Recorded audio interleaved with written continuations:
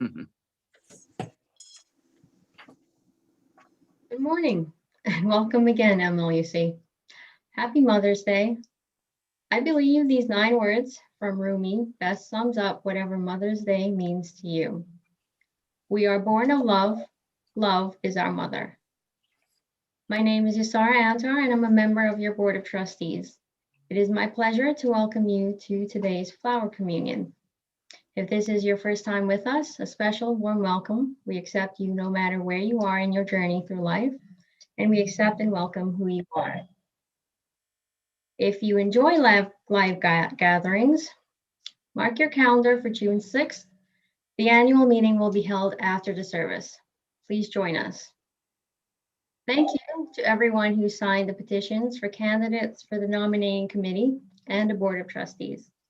Petitions are now closed. Those of you who didn't sign, it has been noted. The Interim Search Committee is pleased to announce that interviews have been held and our preferences have been submitted, and our preferences will be submitted to the UUA Transitions Office, and then we wait. If our rankings are the same as the candidates, it's a match. We'll be notified around May 17th and not a single day before. We are ahead of schedule. Let us recite our mission. Together, we transform lives through our love, service, and our welcoming faith. Now, please join me in singing hymn number 1000, Morning Has Come.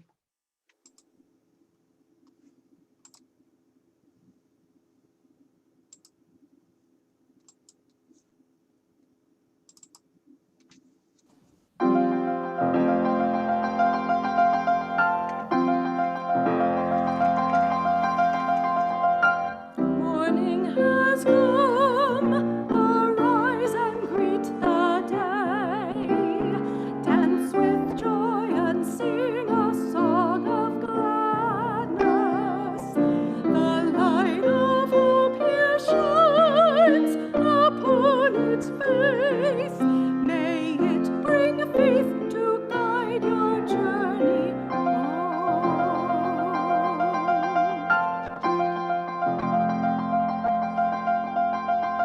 A new day dawns, once more the gift is given. Wonder fills this moment shared together. The light of peace here shines upon each face.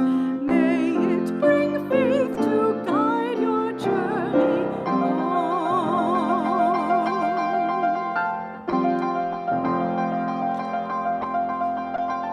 Open our eyes to see that life abounds. Open hearts to welcome it among us. The light of love here shines upon each face. May it bring faith to guide our journey home.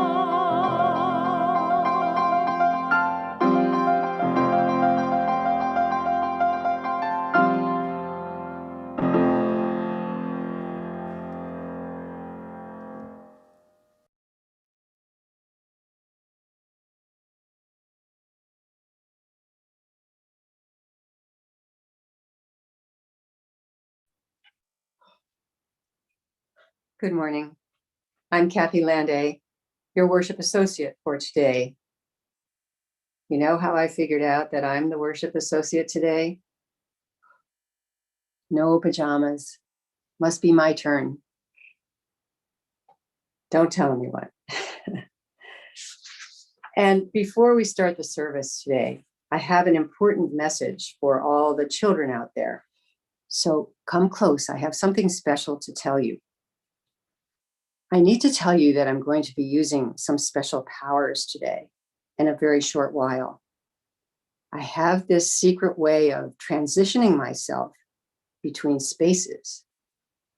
Not too many people know this about me, but I know that as children, you will understand perfectly. You agree, right? I'm here in my home, as you can see. True. But not too long from now, you will see me in church at the pulpit. Then, presto, you will see me back at home again. Poof. There aren't too many people you will meet in this world that can poof themselves like I can. But I know that as children, you will understand this power of mine. Watch this space.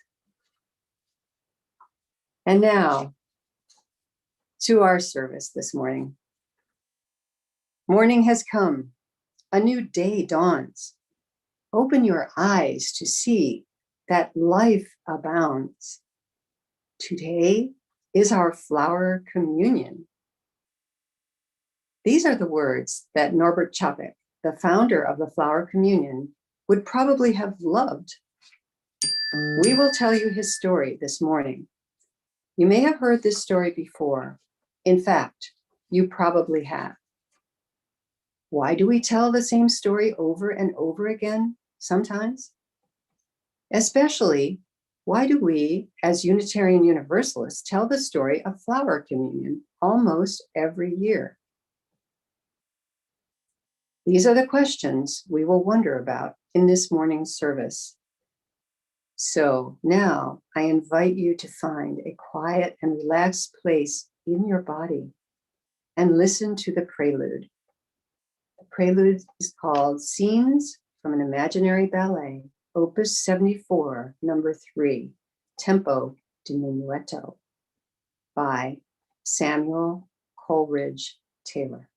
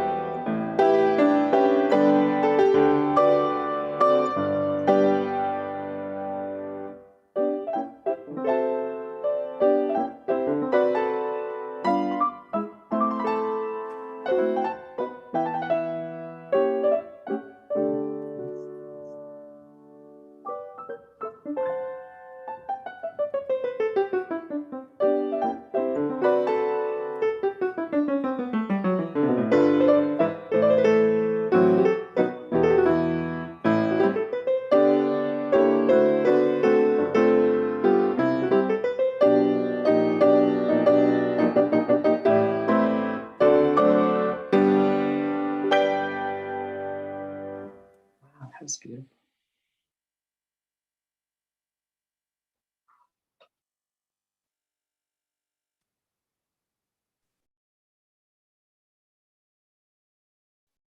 May this chalice hold us in community as a loving parent holds a beloved child.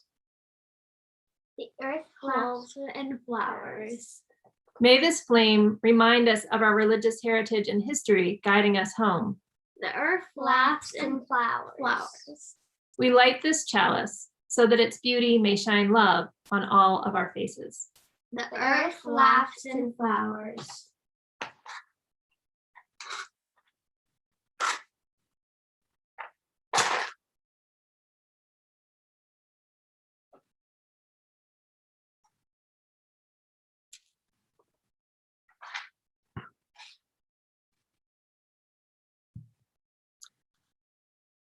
Next, let's sing another hymn together. This is the Doxology for Flower Communion by Lisa Doge. Many of you probably know the old 100th hymn tune from other contexts. A doxology is a liturgical formula of praise to God. However, we understand the divine. These special words for it for flower communion will be in the chat as soon as I put them there so that you can sing along.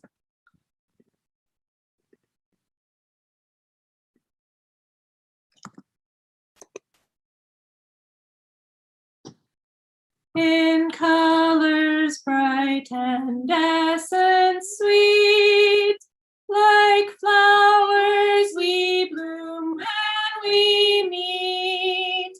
O source of life, our song we raise. This beauty fills our hearts with praise. They didn't even practice that with me. They just decided to stay and do it. I didn't know what I was supposed to read. Okay. Like flowers, we bloom when we meet. And I wanted to try something a little bit different this morning from what we've done in previous Zoom services. We're meeting here in Zoom. And to let us meet a little bit more than we can in one big group, where many of us can only see a few faces at a time, in just a moment, you'll be placed in a breakout room.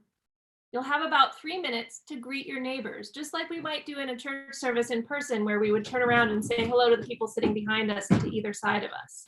Make sure you introduce yourselves and say good morning. Turning your camera on is optional. If you're enjoying this service in your pajamas, or with your hair in curlers, or otherwise in some way you'd rather not share visually, it's okay to simply say hello to the others in your breakout room with your voice. If you're watching on YouTube, please enjoy the music. We'll be back shortly. And we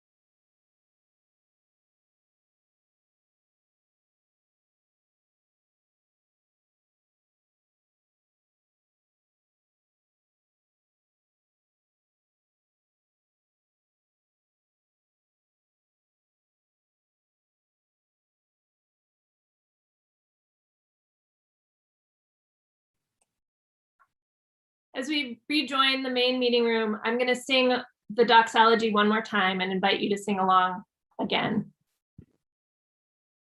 In colors bright and essence sweet, like flowers we bloom when we meet. O source of life, our songs we raise. This beauty fills our hearts with praise. Yesterday, we began our story of the flower communion here at Mainline this year by inviting folks to bring flowers to the church over the course of a few hours and build an altar out of them. Usually this happens in the flower communion when we invite everyone to bring their flowers up to the front of the sanctuary. And this year we just did it ahead of time. So here's what happened. We have a time lapse.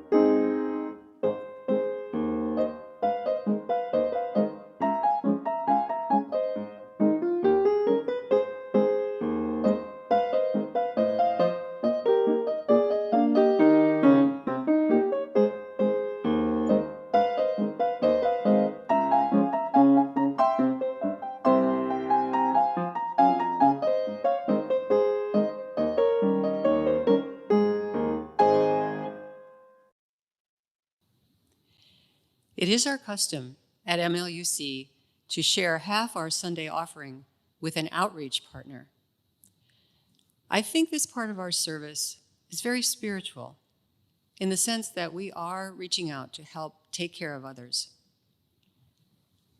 Our first principle states that we believe in the inherent worth and dignity of every person.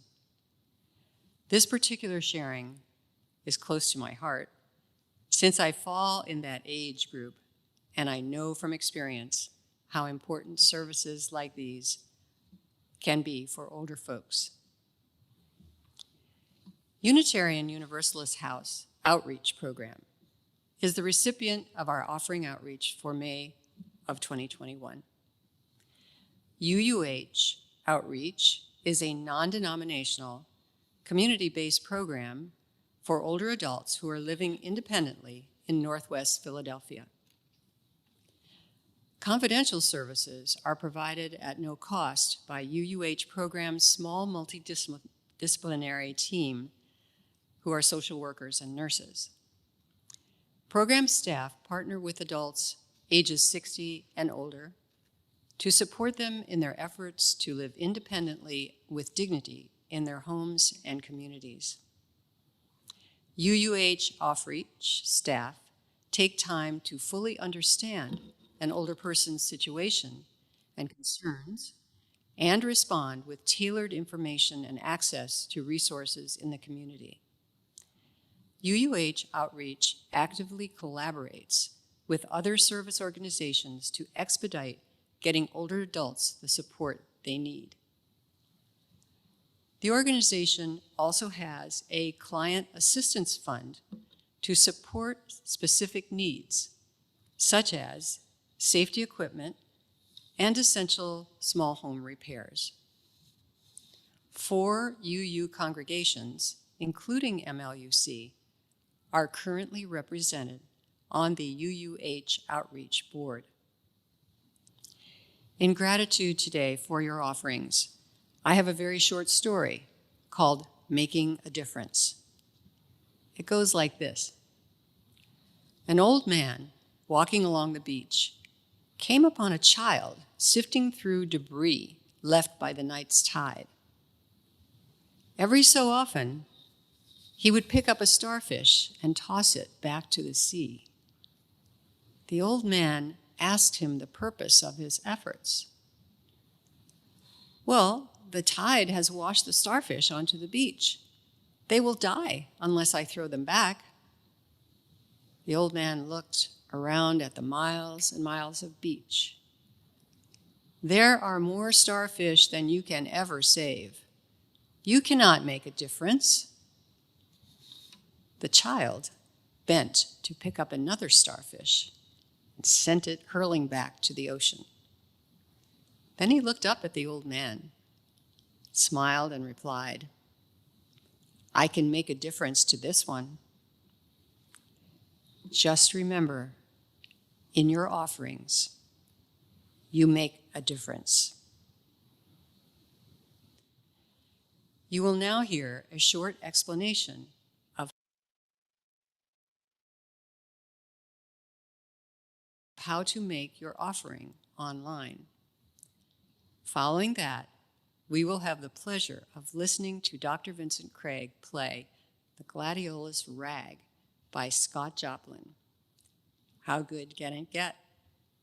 To contribute to the offering, click on the blue Contribute button below the video window.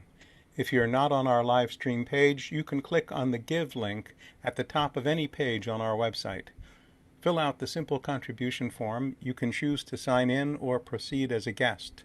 Or you can send a text message to 73256 with the message MLUC offering and the amount you would like to donate. You'll receive a link to this donation form. Thank you for your generosity.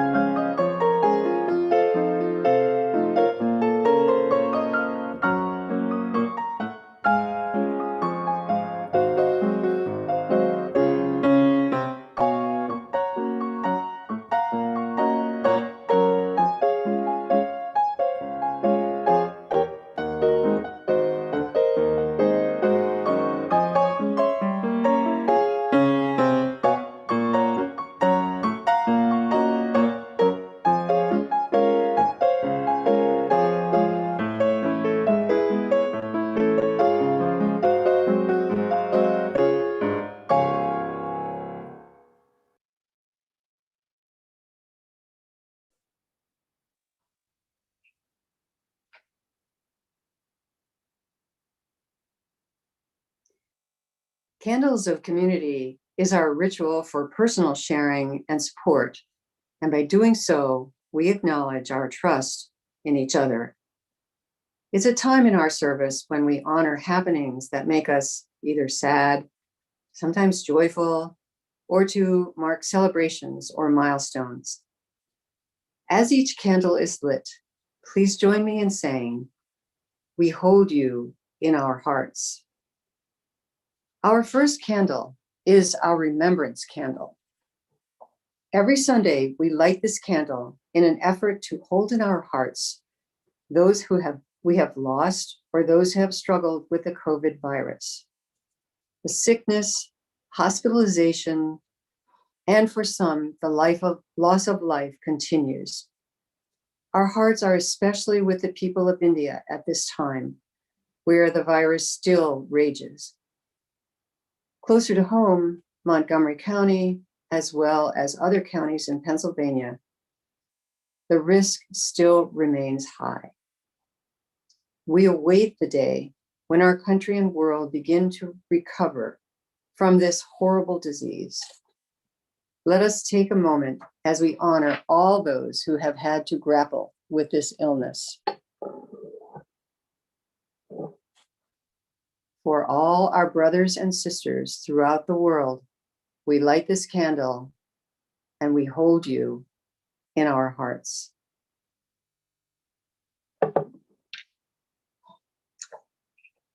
Jamie and Jeanette Wheeler are excited that 2 of their UU grandchildren have chosen to come to college in the area. Ella, who is the daughter of their son John, will go to Villanova. And Tommaso, I had to practice that one, Tommaso, who is the son of Rob, will be at Haverford. They hope to be able to introduce you to them in the fall in person. For Jamie, Jeanette, Ella, and Tommaso, we revel in your excitement and hold you in our hearts. Peter and Nancy McDowell are delighted to share with you that their son Tyler's employment is with the Possible Project, a nonprofit in Boston. The Possible Project is a youth entrepreneurship center that teaches students with untapped potential how to start and run their own businesses. For Peter, Nancy, and son Tyler, with glee, we hold you in our hearts. Mary Kane's grandson and wife have a new baby boy named Henry. It's Mary's first great-grandchild. He was born on May 6th, the very date that her husband Don died 3 years ago. He weighed 8 pounds, 5 ounces, and is 22 inches tall. She can't wait to get out to Coeur d'Alene, Idaho in June to hold him. She'll be taking along several board books and pictures of famous paintings for his appreciation of the masters. She'd love recommendations for a good book on Unitarianism for babies as well. For Mary and a whopping 8-pounder, Henry, we hold you in our hearts. Speaking of babies, this is America's Day to honor all the mothers. As you know, this includes quite a wide spectrum of people. I would like to mention just a few. Those who are pregnant or who have recently given birth. Those who have lost a child or who are unable to conceive. Those who have lost a mother this year. Those who are doing the work right now of raising a child or children with or without a spouse. For those who are step-parents or godparents or sponsors. For those who will be empty nesters this year. And for the countless other ways that mothering occurs. We remember you and hold you in our hearts. And for all those joys and sorrows too deep to mention, we hold you in our hearts.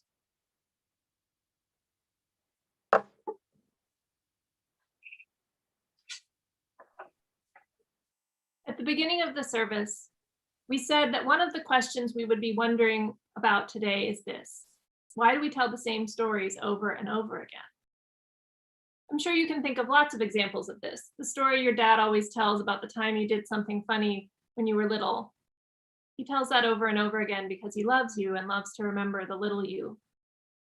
The story you tell about yourself, how that time you did something you wish you hadn't, means you are stupid or worthless. You aren't. You are important and loved, but lots of us tell us that story over and over again to ourselves, even though it hurts instead of helps. The picture book you read to your child every day for 6 months because it was their favorite. I can probably recite most of chicka chicka boom boom, will there be enough room, look who's coming up the alphabet tree, without having the book in front of me. And another kind of example of this are the stories of holidays and holy days, like the Nativity story at Christmas, or the story of the War of 1812 we tell even if we don't really pay attention to it every time we sing the Star-Spangled Banner at a baseball game. This kind, the kind we tell over and over again at special occasions, we tell them over and over again for a couple of reasons, I think. One is so that we will learn them, and so our children will learn them, so that we can tell them to others who need to know, so that we will not forget important history and lessons and understandings. Here and now, today, as Unitarian Universalists, we tell the story of Flower Communion so that we will remember the history. Listen, learn it.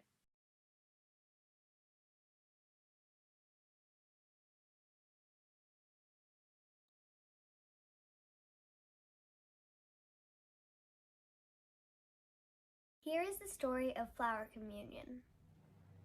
It all began with a very brave and very loving man. His name was Dr. Norbert Chapek. He was born more than 150 years ago in what is now Czech Republic. As a young man, he went to the university to become a Baptist minister, and when he was only 25, he was ordained. He also wrote articles and asked a lot of questions, which got him into trouble with the government just before World War I. He fled to the United States seeking religious freedom. He found that freedom in Unitarianism. He went to Prague to help rebuild after the war, with support and help from American and British Unitarians. He started churches and schools. People came to his churches because they wanted to think for themselves. They had left the Catholic, Orthodox, and Jewish religions and didn't want anything that reminded them of their religious past. However, Dr. Chapek knew that people need some ritual with mystery and power to find them together. In the early spring, Dr. Chapek walked along the cobblestone streets, looking at the bare trees just beginning to push out tiny green shoots. It had been a long winter, and he needed a new symbol for his own faith, a symbol he could share with his congregation, a symbol that they could take with them into the wider world. Other churches had a ceremony of communion, a sharing of bread and wine which gave comfort to their members. What could he offer his people? As he walked along, he said to himself, "We need a living communion." He began thinking that soon the gardens, yards, and roads would be full of green trees and flowering bushes. The park would be alive with color: purple, pink, yellow, red, and white. "That's it," he shouted. "That's it, a living communion of flowers." Each person will be asked to bring a flower, he said. They will place them in a basket in the church. Then each person will take one and give it to someone else. Each flower will be given and taken and given again. The church will become alive with gifts, and each individual who then receives and gives again. Lovely. A living communion, a flower communion. And this is how the flower communion began.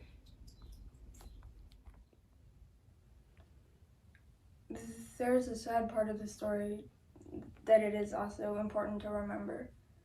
When the Nazis occupied Prague in World War II, Dr. Čapek was arrested for treason and put in a concentration camp. There, he was a minister to hundreds of people and an inspiration because of his courage in the face of torture and starvation. In 1942, he was killed in Dachau. We remember this creative, loving, and courageous man.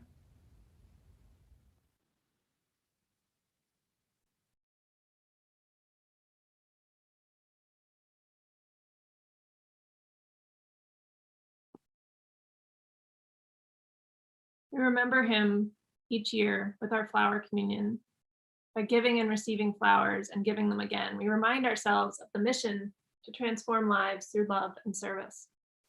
And I want to just acknowledge that this version of the story is adapted from an Easter sermon by Reverend Carol S. Haag from the Unitarian Church in Summit, New Jersey from 1999. The words to our next hymn were written by Norbert Čapek. The lyrics are already in the chat because I'm on top of it this time. So please join me in singing Mother Spirit, Father Spirit.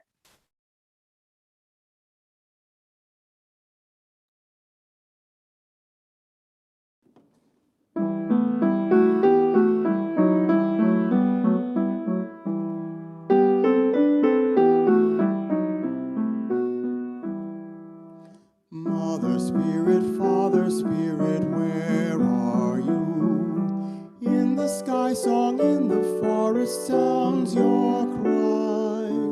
What to give you, what to call you, what am I am empty, time flies from me, what is time? Dreams eternal, fears infernal haunt my heart.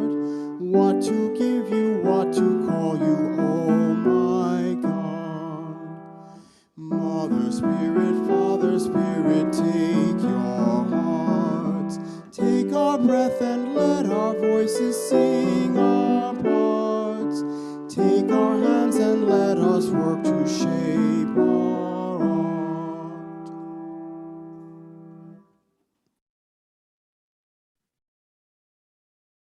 Why else do we tell stories over and over again? One reason we tell stories is to learn them so that we can look back and remember. And the other big reason we tell stories over and over again is so that we can live them, live into them, so that we can live up to them. We can become the truth they show us, avoid the failings they describe, choose the path they point out as we move forward. Tell me in the chat, I'm going to ask you to write this in the chat. What does the story of the first flower communion call us to do? There are too many of us here for responding by voice to work very well, so I am going to ask you to write your answers in the chat, and I'll read them out loud. What does the story of the first flower communion call us to do? What does it tell us to avoid doing?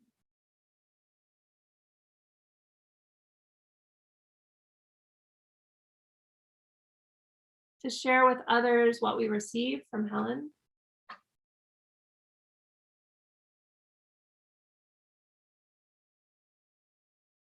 To share and care from Joanne and Ron. To love one another from Jean. To share our flowers from Bob. To value the diversity of all people, their inherent worth and dignity from Terry. To give and receive and give again. Each of us is like a flower which can survive in the same garden, earth. Share, to give and receive. A multiplicity of colors are needed to make a world, all of them would be missed. To give and make people happy with beautiful things. You can keep them coming, but I'm going to move on in my script. These are all great thoughts and ideas. There are two ways I want to invite all of us who are here to practice living out the story of flower communion. One is right here in this moment, and one is something you can do in the next day or so if you choose and have the resources to do so. I'll tell you about the second one, and then we'll do the first one. In the next day or so, you can stop by the church and pick up some of the flowers that are on or around the altar that you saw assembled earlier in the service.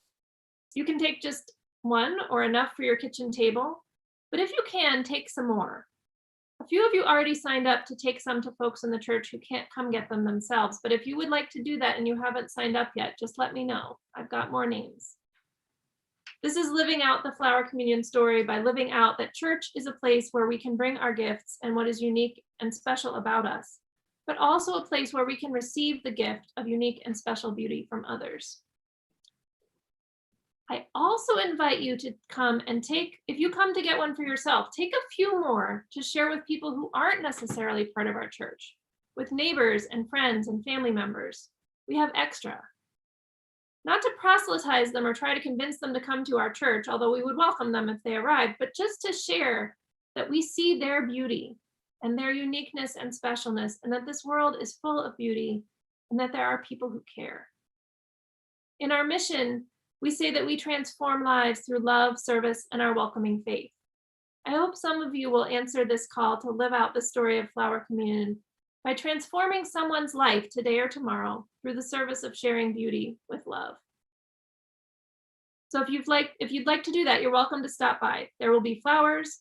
There are little tubes that you can use to keep water on the stem, or you might want to bring wet paper towels since some of the stems are too big for those little tubes. And there are postcards in a basket that explain the story of flower communion for you to leave with the flowers with anyone you'd like to share some love and service with. Now, the thing we're going to do right now is this. Part of the story of flower communion is that no matter where you are, or who you are, or what you are doing, there is beauty. Beauty in obvious things like a showy tulip or azaleas or red buds, but also in less obvious things like the curve of a twig, the spray of a fern, or the thorns of a rose that has not yet bloomed. So no matter whether you have flowers in your garden right now or not, or whether you have a garden or not, you can live out this part of what is important in the story of flower communion right now. We're going to listen to some music, take a few moments to find something that's beautiful from the natural world around you. If you can't get up and go outside, but you're on a device, maybe you can even hold up a picture of something. But find something that's unique and beautiful. Hold it up to the camera so we can see it. You may want to put your camera on your Zoom on gallery mode so that you can see lots of screens and see what people are holding up. Let's do it. Find something beautiful.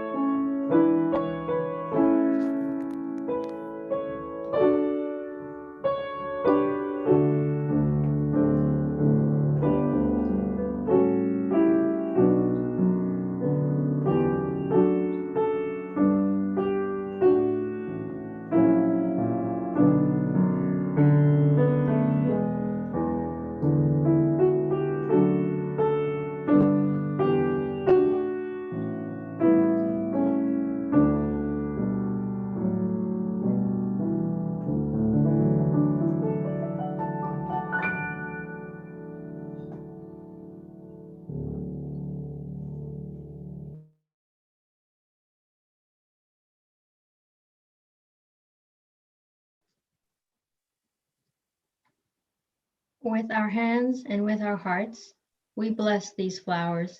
As they grow from small, wizened weeds, let us remember that the beloved community we search for grows in our hearts. Each time we act lovingly, each time we speak truth to power, even when we are apart.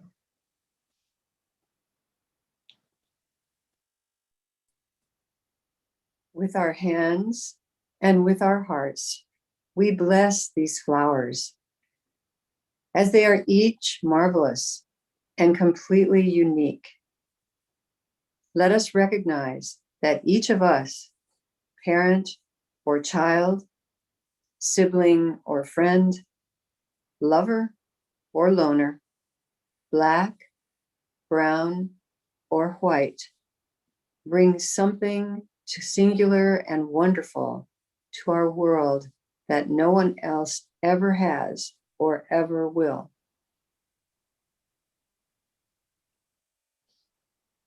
With our hands and with our hearts, we bless these flowers. As they bloom, let us be given the strength to bloom. Each of us and all of us, happen what may, in sunshine or in rain. With our hands and with our hearts, we bless these flowers in a spirit of love, in a spirit of life, and in a spirit of joy.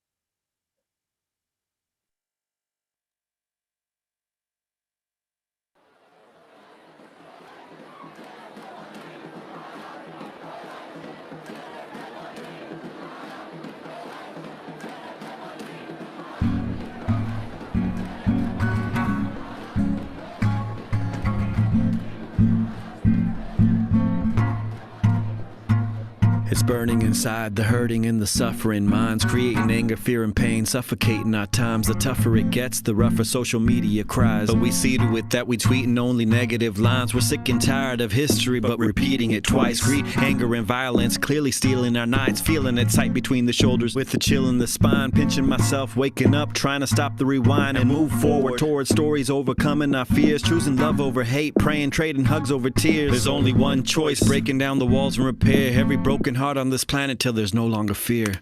Walls can't hold us in. Fear can't keep us down. Love will rise again. Yeah, it's rising right now. We shall overcome. Every time I think it's gonna take much longer, We shall overcome. every time I question, am I getting stronger? We have just begun. Wanna make a change, we gotta push much farther. We shall overcome. We shall overcome. We shall overcome. We shall overcome. We shall overcome. Young Gandhi couldn't fathom how to deal with himself when he was thrown off the train and the pain that he felt. Mrs. Parks disrespected, dragged into jail because of the color of her skin, organs, tissues, and cells. One day, a young girl was shot on a bus by a man, a terrorist, part of the Taliban. He said, on this land, you have no right to stand for what you believe in. Girls have no chance here. Well, now, that's just the story of three souls who shook our planet after being down on their knees. And it's not gonna stop. Those seeds have now become trees, and as human beings, we'll keep on digging till we find peace. Yeah, the cynics always say that nothing ever changes. The human nature's bound to stay the same. But it couldn't be more plain that violence never pays, injustice never stays. It's bound to fade away. What if history awaits? What if today's the day? So let's all lead the way. We shall overcome. Every time I think it's gonna take much longer, We shall overcome. every time I question, am I getting stronger? We have just begun. Gonna make a change, we gotta push much farther. We shall overcome. We shall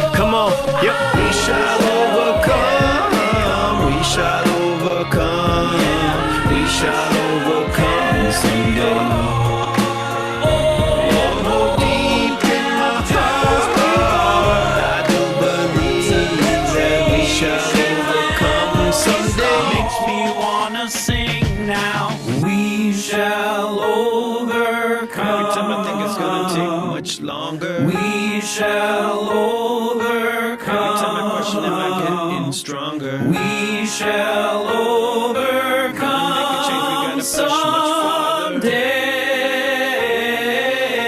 'Cause I'm feeling it deep in my heart. Deep in my heart, I do believe. I do believe we shall overcome someday. Come on, put your hearts together. Here we go. Woo! I knew it. God had a plan for us to do it. To hit rock bottom before we rise and continue. To first learn greed before we learn to be human. To do wrong deeds before we learn to spread beauty. There's always a plan, and now it's time to take a stand for the right of the planet, every woman and man. We ain't gonna stop, only growing our demands for all beings to feel peace in every heart and land. Thank you, Lord, for the strength and the courage to bring us together and keep our souls nourished. These tough times will only drown in our chorus, cause we all believe that the truth is before us. We shall overcome this pain. We shall overcome this day. We pray for love to lead the way. We shall overcome someday. We pray for love to lead the way.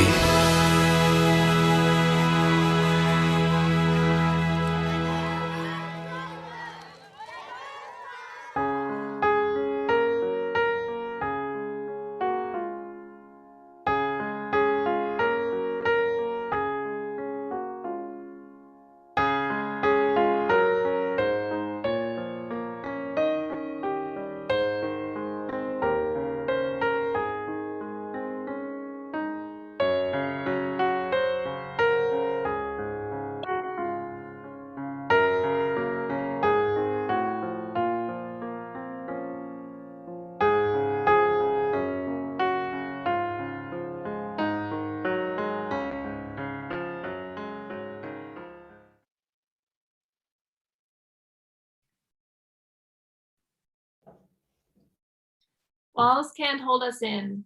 Fear can't keep us down. Love will rise again. Yeah, it's rising right now. Deep in my heart, I do believe we shall overcome someday. We overcome by learning to see the beauty in ourselves and everywhere, to make amends when we are wrong, to listen even when we don't like what we hear, to plant the seeds that become strong trees of justice, peace, and change. Long after we're gone, the roots of the trees we plant will be strong. We pray for love to lead the way. We'll have a 5-minute break and then coffee hour here in the same Zoom room. You don't need to go anywhere.